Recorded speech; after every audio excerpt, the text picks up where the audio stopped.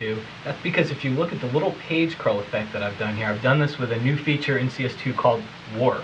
So you need Photoshop CS2 to do this.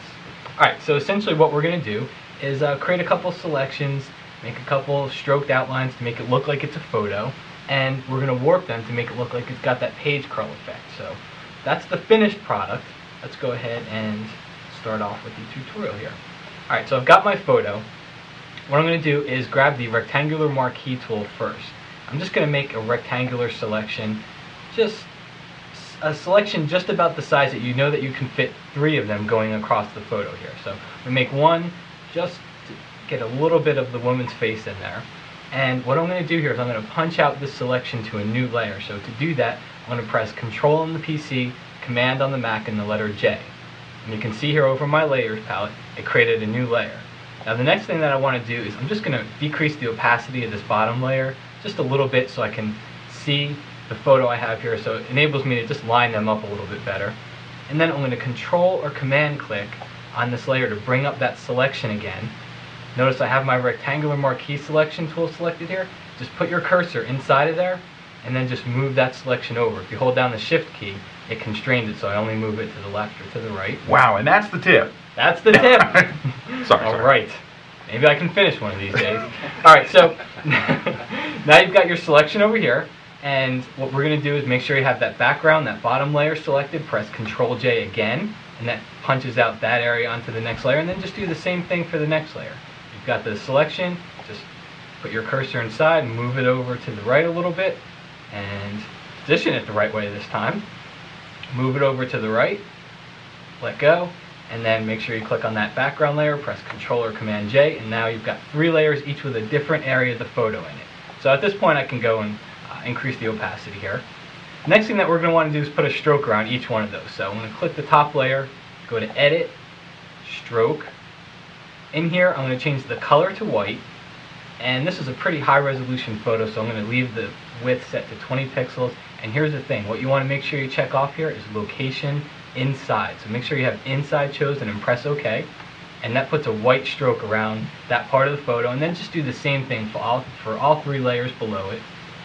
Edit, Stroke, and then the last layer, Edit, Stroke once again. Okay, so now essentially I've got 3 different layers that almost look like they have little mini photo edges around them, and you might want to make sure that they're all at 100% opacity as well. I wasn't going to say anything because I knew eventually you would. That's part of the effect, actually. Oh, now, nice. You want to make sure they're all at 100% opacity as well. Now what we're going to do here is we're going to go into warp mode. So to do that, you press Control on the PC or Command on the Mac and the letter T. That brings you into Free Transform. Instead of going under the Edit menu, which is where warp mode really is, I just go into Free Transform, and then I click on the little warp icon up here. That takes me into warp mode, and then here's the fun part. Just drag some of these edges in. Start dragging the grid around just to kind of give it that little warpy kind of an effect.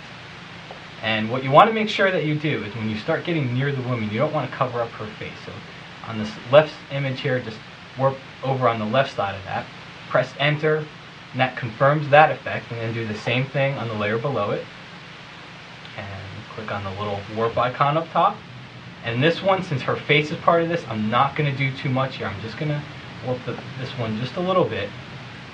And over on the hair, I can actually go a little bit further.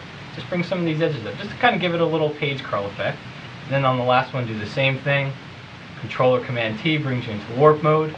Click on the small icon, and this one you can kind of go a little bit crazy with if you want to, and wacky. Wow, I can't believe this isn't scripted.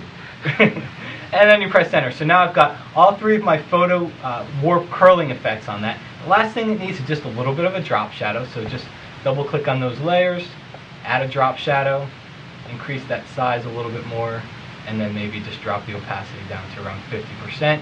Click OK, and here's the little inside tip for you here. To duplicate that layer effect, just hold down your Alt key, or it's the Option key on a Mac, and just drag it to the layer below it. And do the same thing for the layer right below that. Now you've got all 3 drop shadows.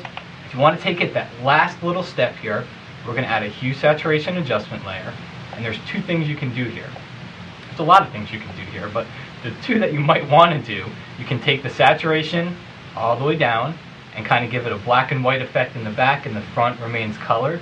Or you can move the lightness slider to the right and really kind of give it that screened effect in the background. And you can bring the color back if you want to as well. So click on OK, and there you go. So now you've got kind of a nice little magazine cover